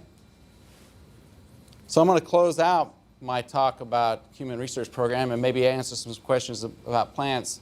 I like to show these artist renderings, especially when I'm talking to students, because I really like the imagination, the vision of the artist in trying to project a future for human exploration. As many of you are aware, you know the quote of Albert Einstein, who said, imagination is more important than knowledge. But in this case, we're going to need both. We're going to need imagination and knowledge in order to fulfill these kinds of goals. So thank you very much for your attention. Thank you very much for your time, and I'll be happy to answer questions.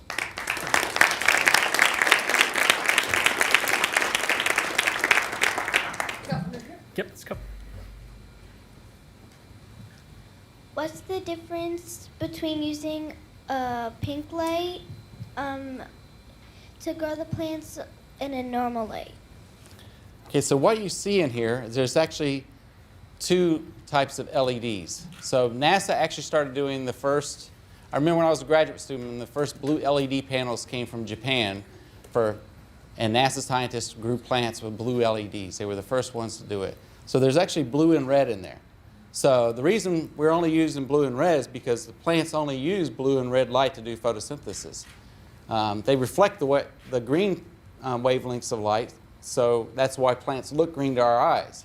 So if we were to build a lighting system on the space station or on a spacecraft to grow plants to provide food, we wouldn't want to use power to power white lights for the plants to grow, because we would just be basically wasting electrons making green photons that were just going to bounce off the leaf anyway, right? So it's more efficient to do it this way. So this system is set up. You can change the ratio of the red lights to blue lights.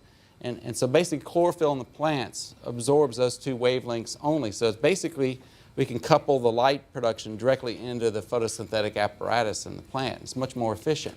Now a really cool thing about this is it's not only is it more efficient for space flight, it's actually more efficient on the ground. So the technologies, the hydroponic, aeroponic technologies, and these lighting systems have now sprung up a new industry urban and vertical farming. So there's an example in Chicago, a meat packing plant has been converted into an urban farm.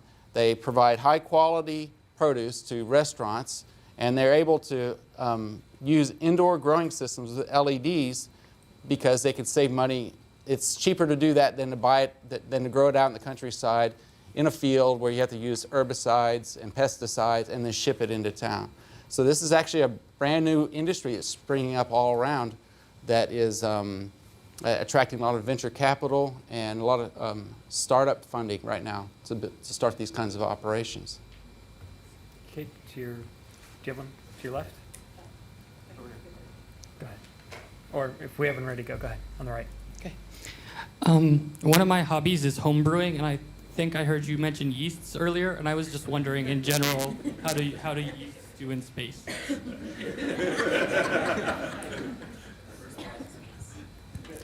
So one of the things in general that you see with biological systems in space is that they don't tend to do as well in space as they do on the ground. And part of the explanation for that is biophysical. So Don was talking about how bubbles and separate from fluids. You have to have some kind of centrifugal force in order to give you some kind of, basically a convection in microgravity. It turns out there is, in microgravity, one of the major factors that impacts microorganisms and organisms like plants is the fact that fluids and gases don't behave. There's no convection. They become diffusion limited. So in a culture system, you have to be very careful about how you design it. You can always have little corners here where you don't have complete mixing. Obviously, plants don't have any way. They're pretty passive in terms, they're waiting for gases to move over the leaves, but if the gases don't move over the leaves, they'll become limited either in photosynthesis or in oxygen uptake.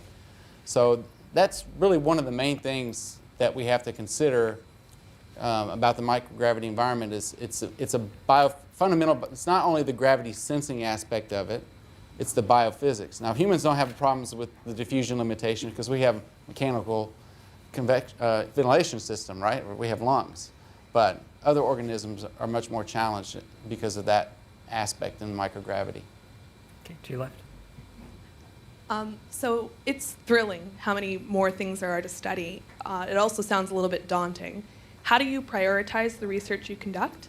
And is it mapped back towards a goal like sustained human life in space or the next outing in space?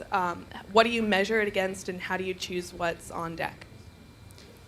We want to do two things. We want to advance fundamental knowledge for the sake of advancing fundamental knowledge, but also have that be targeted towards the mission of human exploration. Right now, it's been about 2 years now since a decadal survey came out from the National Academy of Sciences, and in that document was somewhat prioritized in terms of what types of science we should be pursuing within the Life and Physical Sciences Research Division. It is challenging because of logistics of doing work in space, hardware development.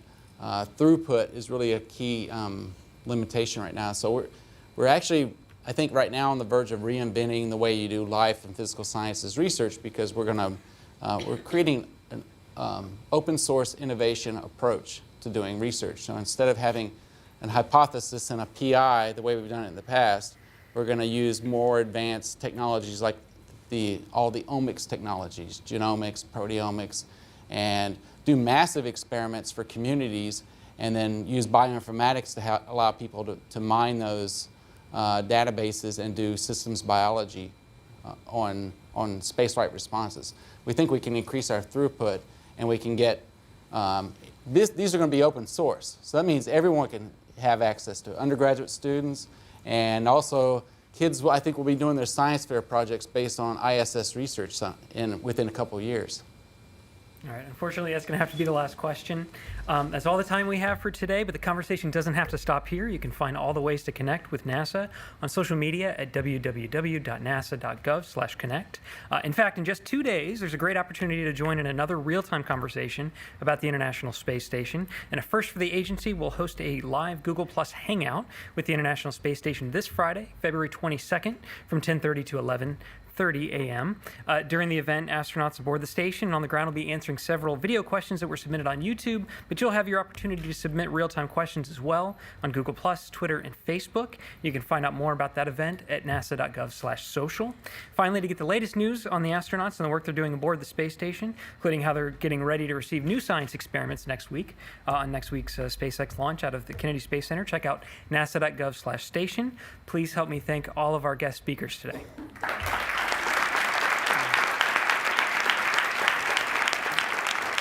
Thank you.